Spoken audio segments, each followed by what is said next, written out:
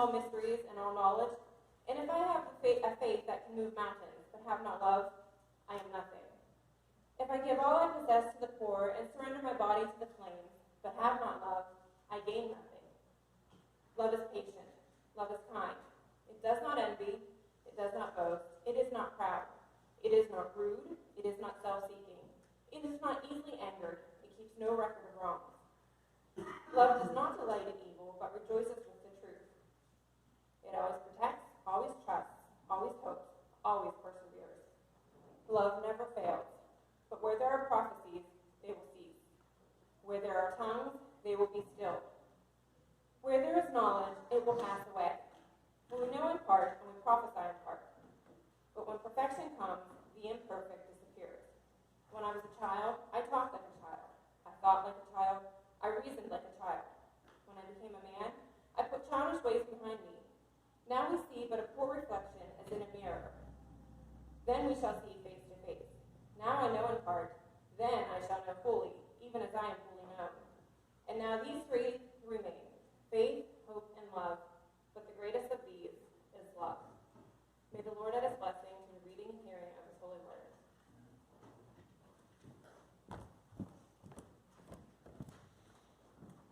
I know that it's only been 2 weeks since I've preached. It kind of feels like a lifetime.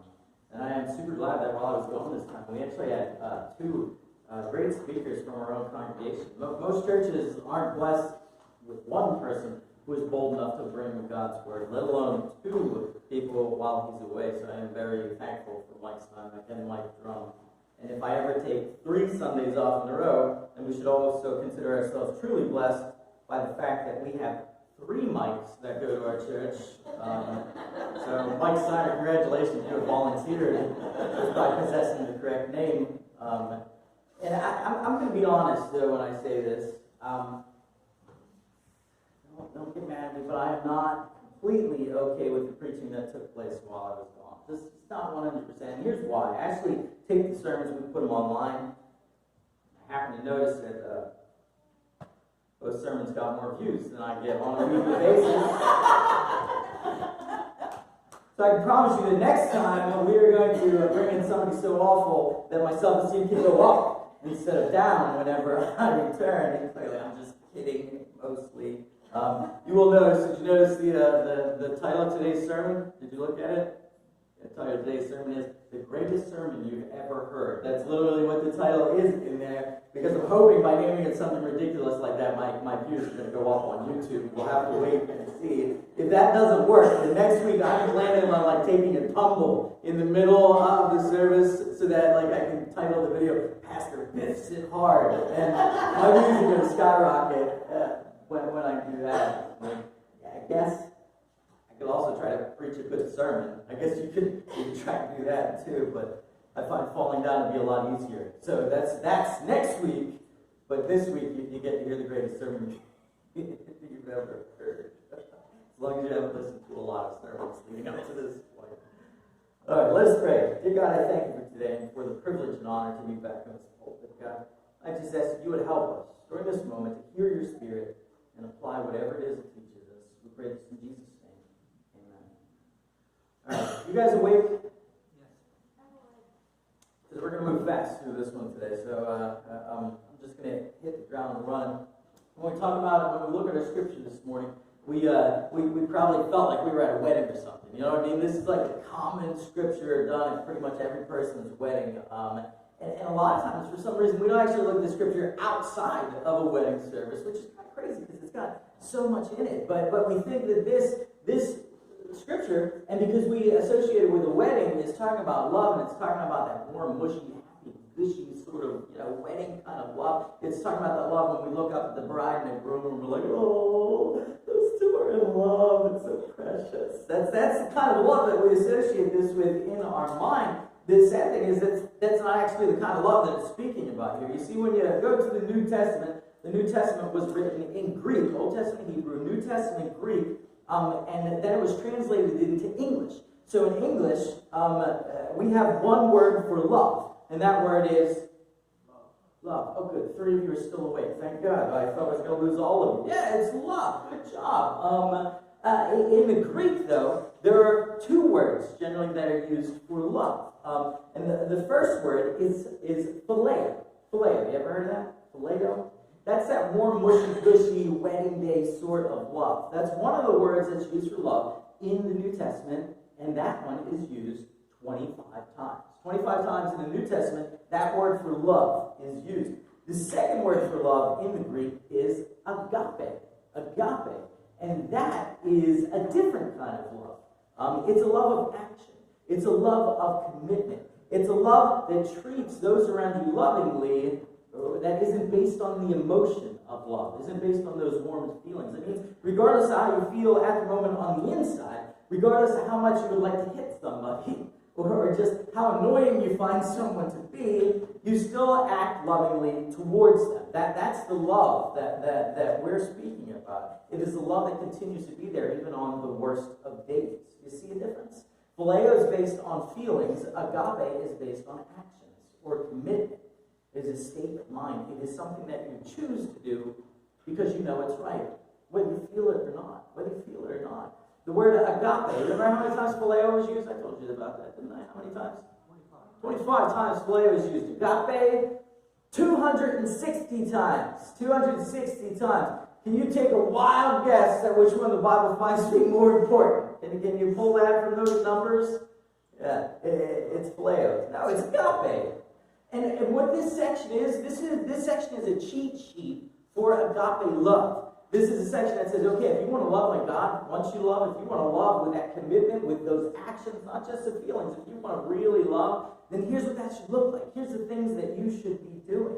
And there's so much that's found in these 13 verses. I mean, I could go on for the rest of my days just preaching on this one little section. I mean, it has so much in it. I could go on and on about how love is the most important thing. And if you don't have it, then everything else in your life is worthless without love. I could break down all of its characteristics, like how it's patient and kind and not easily angered and doesn't keep a record of wrong. I can tell you about all those. I can tell you about how the increase of love in your life, if it continues to increase, then it shows that a believer is growing. And if there is no increase in love, then there's no growth. As a believer, I can tell you that, but there's just too much. There's too much. So instead today, I just want you to have one little thing to take home with you. Just one thing. So put all those other ones out of your mind.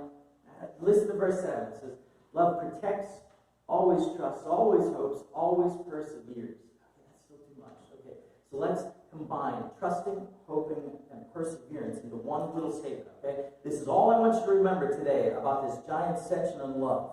The statement for today is, love gives the benefit of the doubt. Hear me? Love gives the benefit of the doubt. If you're not going to remember that, write it down now. Just, you got the doodle section / sermon section. So in between all those doodles, you put it straight down one sentence. Love gives the benefit of the doubt. And what do I mean by that? I mean, you've heard that phrase before, right? Give them the benefit of the doubt. Yeah. Well, to understand what it means in this particular context, you have to start at a place which remembers that life is hard. That's where we have to begin. We have to begin right there. Because if we start that life is hard, then we can transition into the benefit of the doubt. And it is. Life is hard. You know this. You know this. Life is full of difficult situation after difficult situation. And every single day, you will interact with people who, just like you, may be going through something tough. Every single day, you'll be surrounded by people who are feeling the tremendous pressure of life pushing down on them. That's what life is like. Why? Because it's hard. Life is hard. And the realization of the difficulty of life, but more importantly, the realization of our need to respond to it with this statement that I've given you, it all stemmed from an article that I read, which was written by a woman who entitled it, Church is Hard. That's where kind of my mind is, and the Spirit is taking me down this path. It came from Church is Hard. Because I think a lot of times when we think about church, we think of church as being easy. I mean, it is a safe place full of loving people. It's kind of like our shelter from the storm. But when you think about it, if our shelter is difficult, and think about how difficult it is on the outside of this shelter. And it's true. It's true that church, although our shelter, our place full of loving family and friends, church can be hard. Church is hard for a lot of people. Church is hard for me. Church is hard for you. Listen to the words of this author. These are the words that she has penned. Church is hard for the person walking through the doors, afraid of judgment. Church is hard for the pastor's family, under the microscope of an entire body. Church is hard for the prodigal son returning home, broken and battered by the world. Church is hard for the girl who looks like she has it all together, but doesn't. Church is hard for the couple who fought an entire ride to service. Church is hard for the single mom, surrounded by couples holding hands in seemingly perfect families. Church is hard for the widow and widower with no invitation to lunch after service. Church is hard for the deacon with an estranged child. Church is hard for the nursery volunteer who desperately longs for a baby to love. Church is hard for the single woman and single man praying God gives them a mate. Church is hard for the homosexual struggling to find their place. Church is hard for the teenage girl wearing a scarlet letter, ashamed of her mistakes. Church is hard for the adulterers, liars, cheats, and slanderers. Church is hard for the sinners. Church is hard for me. Church is hard for you. You look at this and I know what she's getting at. I know what she's getting at. Church is hard. It is. Why? Because life is hard. It is. And if we can begin to see the difficulty and realize the difficulty of life inside our doors, inside the protectedness of our church, then imagine what it's like out there. Imagine how many times have you said when someone has life hit them hard and you know that they don't have Jesus, how many times have you said, I don't even know how they make it through this. How do they make it to the end of the day? If church is hard in here, then life is really hard out there. What does the hardness of life do? Well, the hardness of life causes us to say things we don't want to say and to do things we don't want to do. And to be people that we don't want to be. That's what the hardness of life does. It affects us. It affects us so that we kind of step out of ourselves and become someone else for a moment. And I know those moments when I step away from who I truly desire to be. I know those moments when I am at my worst. Moments that I say things that I'm absolutely ashamed of. Moments when I do things that I hope nobody else ever sees. I know that when I experience these moments at my worst, it's because life is pushing down me just a little bit too hard. And all those days when I feel that I am at my worst, I pray and I hope that people can look at me and see he's not himself. There's something beneath that, something that's going on. I hope that they can listen to me and hear the words under the words. Hear the fear, hear the pain, hear the anger. I hope they can understand that this all comes from life being hard. I hope that on my worst days, people can offer me the benefit of the doubt. That's what I want. That's what I desire. Every day we come across people who, just like us, are acting out because of the pressures of life just pushing down on them. But sadly, most of the time, we don't respond by giving them the benefit of the doubt. We don't. We don't. Sadly, most of the time we respond in a very different way. For example, we have somebody tailgating us. What do? We drive even slower to teach them a lesson, right? Yeah. Or if they somehow get around us, then we make sure that we ride their bumpers now for the next 15 miles. That's what we do. How do I know that? Because that's what I do. Giving someone the benefit of the doubt means that you understand, recognize, and realize that life is hard. And instead of responding in kind, you change your thoughts for a minute. Because if you remember that life is hard, then that person behind you, they might be speeding to the hospital to get there for somebody who was just rushed in, and they are in a true panic and just need to be there. They might be running late for work, and if they miss work one more time, they're going to lose their job, and they're not sure how they're going to feed their kids if that takes place. If If you remember that life is hard, then these situations can turn into an offense at you to a prayer for somebody else. Do you know what I'm saying?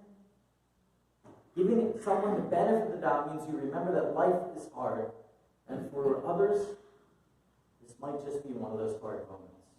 And I'm not saying to make excuses for bad behavior. I'm not saying that everybody's allowed to get away with everything. I'm saying just be loving enough to say, I don't know what you're going through. So whatever it is, I'm going to do my best to love you while you're going through it.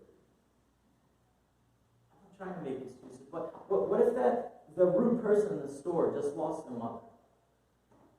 What if the angry coworker was just betrayed by a dear friend?